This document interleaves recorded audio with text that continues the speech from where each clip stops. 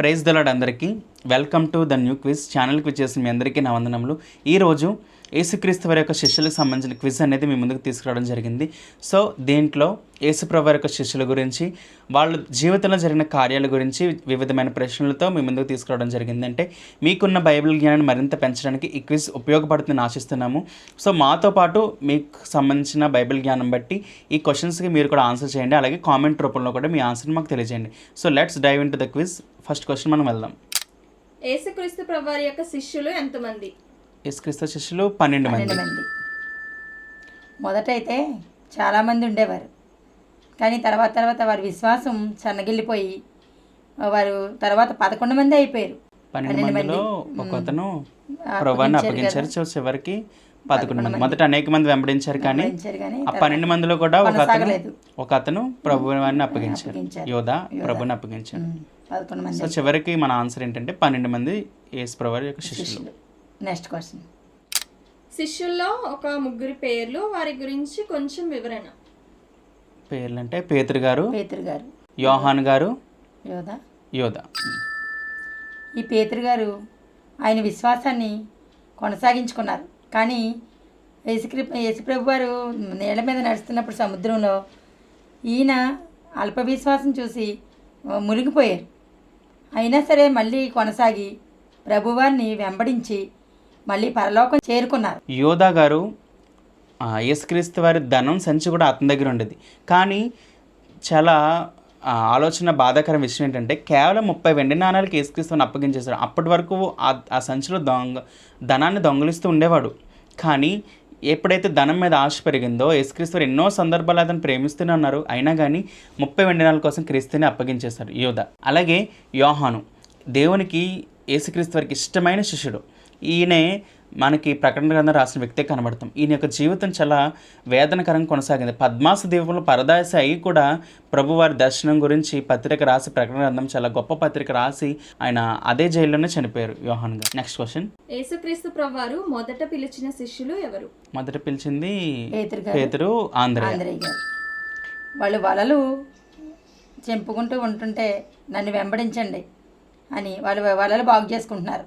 వాళ్ళు జాలర్లు కదా, జాలర్లు చేపలు పట్టేవారు. జాలర్లు ఎప్పుడైతే యేసుక్రీస్తు వారు పిలిచారో ఆ పిలుపుకి వాళ్ళ పనులన్నీ విడిచిపెట్టి నన్ను వెంబడించమంటే కూడా వెళ్ళిపోయి అవన్నీ వదిలేసి విశ్వాసాన్ని కొనసాగించుకుని ఆయన వెంబడించారు.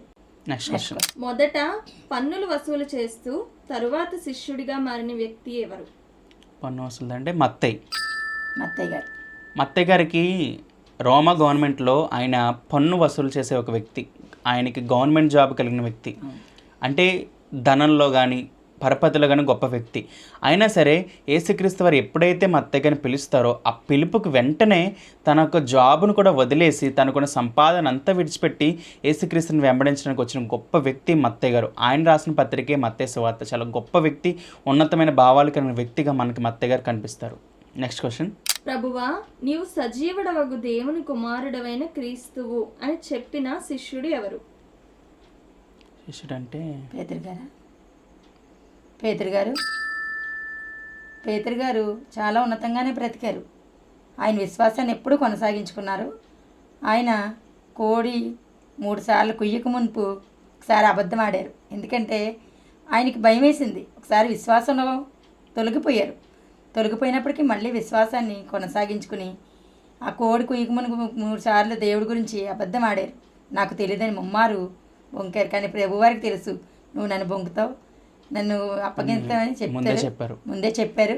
అలాగే అయినా సరే మళ్ళీ విశ్వాసంలో మళ్ళీ కొనసాగారు. పేతురు గారి యొక్క లైఫ్ గురించి ఆలోచిస్తే తలకిందులుగా సిలువ వేయబడి చనిపోయిన వ్యక్తిగా పేతురు గారు మనకు కూడా కనిపిస్తున్నారు. గొప్ప వ్యక్తి, ప్రభువులో హతసాక్షిగా ఆయన మారిపోయారు. ఆయన జీవితం ఉన్నతంగా కొనసాగింది. Next question. అవిశ్వాసివి కాక విశ్వాసివై ఉండుము అని ప్రభువు ఎవరిని గూర్చి అన్నారు? విశ్వాసం అంటే తోమా గారు ఏం చేశారండి? అవిశ్వాసంగా దేవుడితో ఉంటూనే ఈ 12 మంది శిష్యుల్లో ఒక ఆయన ఈ తోమా గారు. ఈ 12 మంది శిష్యులతో దేవుడితో ఉంటూ ఈయన ఏం చేశారంటే, నా వేలు నీకు కన్నంలో పెట్టి చూస్తేనే కానీ నిన్ను నమ్మనన్నారు. కానీ మన విశ్వాసం అలా ఉండకూడదండి. మనం చూసి నమ్మే వారికన్నా చూడక నమ్మిన వారు, అందుకే మనం ధన్యులు అన్నారు తండ్రి. అయినా సరే ఈ 12 మంది కూడా కడవరకు క్రీస్తుతోనే ఉన్నారు, క్రీస్తుని వెంబడించారు, కానీ విశ్వాసాన్ని కొనసాగించుకున్నారు. అలాగే ఒక మాట, తోమా గారు చాలా గొప్ప పరిచయం చేశారు. మన ఇండియాకి సువార్త రావడానికి కారణం గొప్ప వ్యక్తి ఎవరంటే తోమా గారు. ఫస్ట్ కేరళ ప్రాంతానికి వచ్చి ఆ ప్రాంతంలో సువార్త ప్రకటించాడు. అంటే ఫస్ట్ అల్ప విశ్వాసం ఉన్నప్పటికీ ఆయన విశ్వాసంలో హతసాక్షిగా చివరికి మారిపోయాడు. మన ఇండియాకు సువార్త రాగలిగిందంటే కారణమే తోమా గారు. ఆయన ఫస్ట్ వచ్చి పరిచయం ఇక్కడ ప్రారంభించారు కేరళ ప్రాంతంలో. సో నెక్స్ట్ క్వశ్చన్ మనం వెళ్దాం. యేసు ప్రేమించిన శిష్యుడు ఎవరు? యేసు ప్రేమించిన శిష్యుడు యోహాను.